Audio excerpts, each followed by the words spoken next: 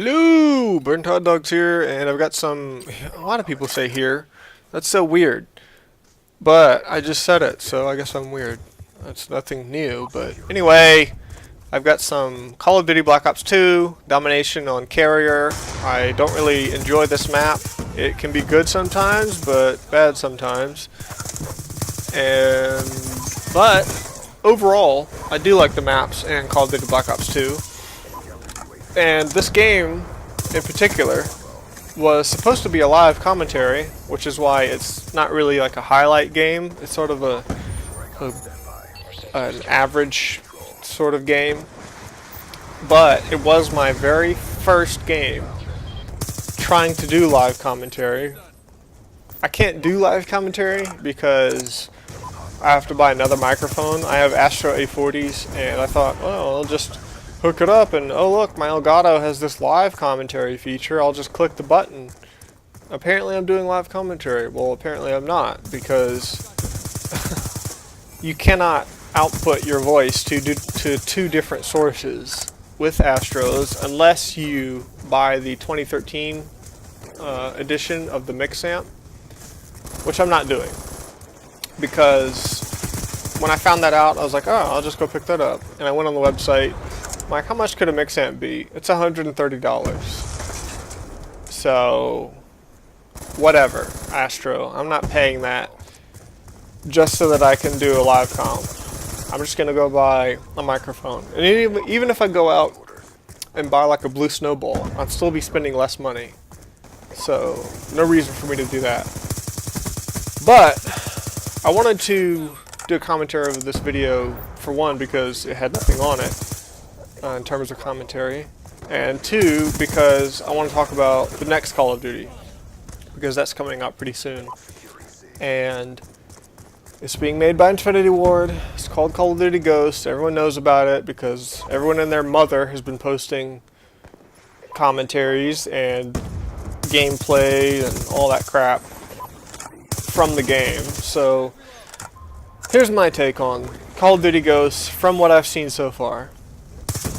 It looks like Modern Warfare 3. It looks like they've made the mobility like it was in Modern Warfare 3, where you run so freaking slow. And I don't agree with that, because strafing is a valuable skill to me. I'm the type of player that likes getting in gunfights and then doing something to win me the gunfight, be it a strafe or superior aim or whatever. I mean, what better feeling is there when you are in a gunfight and you just like jump through the air or do some sort of cool maneuver to get yourself the kill? That's awesome. That's like that's Michael Bay stuff when you're doing that crap. But I guess they take that a little more literally. They like explosions, like Michael Bay does. I was just really saying it because he makes some movies that have epic moments, and that's an epic moment. But anyway, I like strafing. Infinity Ward does not. I like fairness. Infinity Ward does not. I like competitive gaming. Infinity Ward does not. So, am I looking forward to Call of Duty Ghosts? Kind of. I mean, it's another Call of Duty, but I just have this feeling that I'm going to end up playing Black Ops 2 or Black Ops, or hell, maybe I might even jump on Modern Warfare 2 again instead of playing the new one. And when you've paid $60 for a new game and that's the case, I don't know, I feel like this is a waste of money. Why do I have this piece of crap that I don't even play? I mean, what's the point? That's like spending $130 for a Mixamp. There's no point to it. So, and I'm not saying that Infinity Ward is any worse or better than Treyarch. I just feel like the past two games, Treyarch has made a Call of Duty that suits me personally a little bit better than Infinity Ward's past 2 or 3 games. Well, 2, I guess. Modern Warfare 3 and Modern Warfare 2 were the main ones that I absolutely hated. And that's kind of funny, considering Modern Warfare 2 was my first Call of Duty, and I stuck with the series. Which should tell you that another thing about Infinity Ward is that their games are completely unfair and crazy and unbalanced and ridiculous and cater to noobs, but if you get in a lobby where nobody is exploiting all the bullcrap that's in the game and everyone's on a level playing field, it's like one of the best games you'll ever play. It's incredible.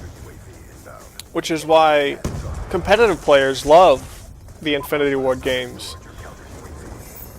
But competitive players, I think, love Black Ops 2 a little bit more because of things like League play and the fact that Treyarch has actually invested in the competitive scene. They've put up tournaments, they've put up real cash money for competitive players to compete for.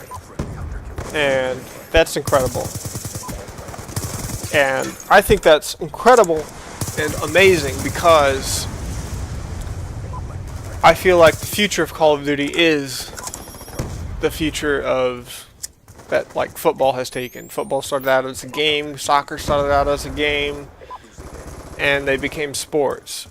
People practice really hard to become really good at them, and the game itself evolved to become more and more fair, so that good players had to practice and develop themselves to the point that they could compete with other people who are doing the same thing. But bad players were not in the same universe, in the same realm of possibility. I mean, there's no way that you could take a Little League team in baseball and put them up against the worst team in the MLB and have them win. I mean, or even score a run, or anything like that. In Call of Duty, there is no guarantee that if you get a pro player and put them up against somebody who has never played Call of Duty before, and a 1 versus 1, first one to 1 kill match, that he'll win. And I know that's sort of like, overqualifying it, but still, I feel like every kill in Call of Duty, the skill gap should come into play. And Halo used to be like that. Halo 3 and Halo 2 were incredible for that very reason. If you were a good player, you dominated 24/7, no question. You were going to come out on top of every gunfight that you played consistently and at your best in. Halo matchmaking is skill-based, which worked because of that, because of those intrinsic qualities of the game. If you were put up in a room with other people who have done well in the past, done just as well in the past as you have, you will find out whether or not you were good enough at the basic precepts of the game, like aiming and strafing and positioning, to come out on top against those players. And Infinity Ward doesn't understand that. So that's the end of the video, that's the end of the gameplay. I'll see you guys in the next one. I've been Burn Hot Dogs. Goodbye.